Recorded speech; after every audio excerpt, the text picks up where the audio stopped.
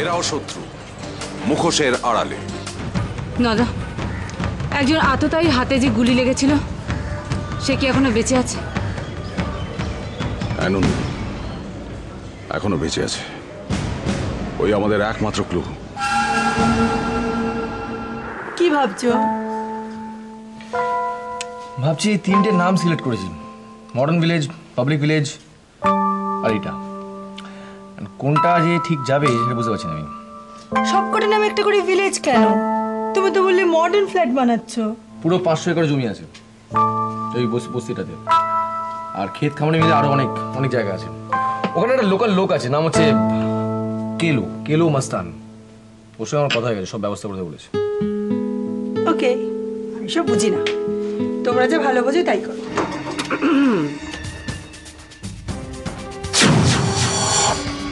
এরা দুজন এখানে কেন? আমি সীমা মুখার্জি আর আমি আরতি মুখার্জি। নন্দিনী মুখার্জি যিনি মুখ্যমন্ত্রী, আমরা তাদের রিলেটিভ, আমরা যা হই।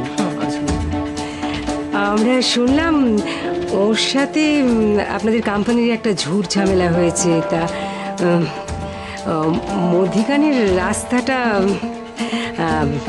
মানে আমরা আপনাকে সাহায্য করতে পারি আর কি। আপনারা আপনাদের রিলেটিভকে সাপোর্ট না করে আমাকে সাহায্য করছেন। এনিওয়ে, হ্যাভ ইউ সেড, আপনি ওই নন্দিনী মুখার্জি এগেন্স্ট একটা স্টেটমেন্ট দিয়েছিলেন, বলেছিলেন যে মিস্টার অমিত মুখার্জির সঙ্গে নন্দিনী মুখার্জি নাকি একটা অবৈধ সম্পর্ক আছে। এটা কি ঠিক? একদম ঠিক। অরুণ যদি চায় তাহলে আমরা দিতে পারি সেই ওষুধ। লাগবে নাকি? দাও না, আমার মনে হচ্ছে এটা আমি নিজে হ্যান্ডেল করতে পারবো। বর্দি আপনাকে যেটা বলতে পারলো না সেটা বরং আমি আপনাকে বলি। নন্দিনীর হাজবেন্ডটা না ঠিক। এত ব্যস্ত হচ্ছিস কেন? বলবো বলবো, সব বলবো ওনাকে। হ্যাঁ, আগে উনি ঠিক করুক উনি আমাদের হেল্প নেবেন কিনা। আসি তাহলে। So sweet. ওরা যে কতটা ভালো সে তো আমি জানি। ওরা আমার দেখতে এসেছিল, দেখে গেল। নিশ্চয়ই ওদের কোনো প্ল্যান আছে। কি প্ল্যান সেটা আমাকে জানতে হবে, জানতেই হবে।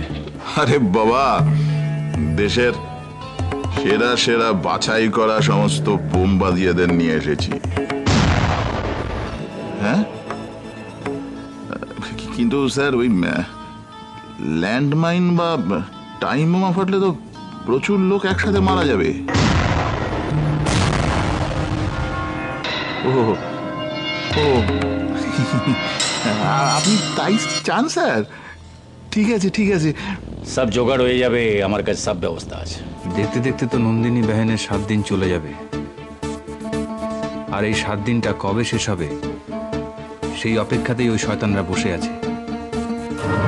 শুধু তাই নয় বৌদি, ওই দিন ওরা জায়গায় জায়গায় ব্লাস্ট করবে আর দোষ পড়বে আমাদের ওপর। এরকম করে ওদের লাভ কি? লাভ দুটো। এক, যে জনতার চাপের মুখে ওরা পড়েছিল তার থেকে মুক্তি পাওয়া, আর 2, জনতার চোখের সামনে নন্দিনী বেহেন এবং অমিত সাহেবকে ভিলেন বানিয়ে তোলা। তাই আমাদের যে করে হোক এটাকে আটকাতেই হবে, আর সেটা অমিত সাহেবের হেল্প ছাড়া কিছুতেই সম্ভব নয়, কিছুতেই না। অমিত কি করবে? ও তো এখন পোস্টেও নেই। শয়তানদের এগেনস্টে দাঁড়াবে এমন কেউ সাহস করে আর আসবে না। হ্যাঁ, যদি অমিত সাহেব ওসি থাকতেন তবু কেউ পাশে এসে দাঁড়াতো, কিন্তু এবারে সেটাও সম্ভব নয়। ভাবি, অমিতকে বলেছো? নদাকে বলবার তো সময় পাইনি। অ্যান্টনি এসে আমাদেরকে খবর দেওয়াতে আমি আব্দুলদাকে নিয়ে ছুটতে ছুটতে বাড়িতে এলাম। ও তো সেই সকাল সকাল বেরিয়েছে, কোথায় গেছে সেটা তো আমাকেও বলে যায়নি। এক কাজ করি, নদাকে বরং একটা ফোন করি।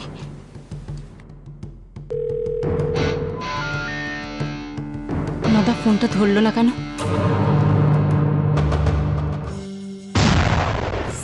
এরাও শত্রু, মুখোশের আড়ালে।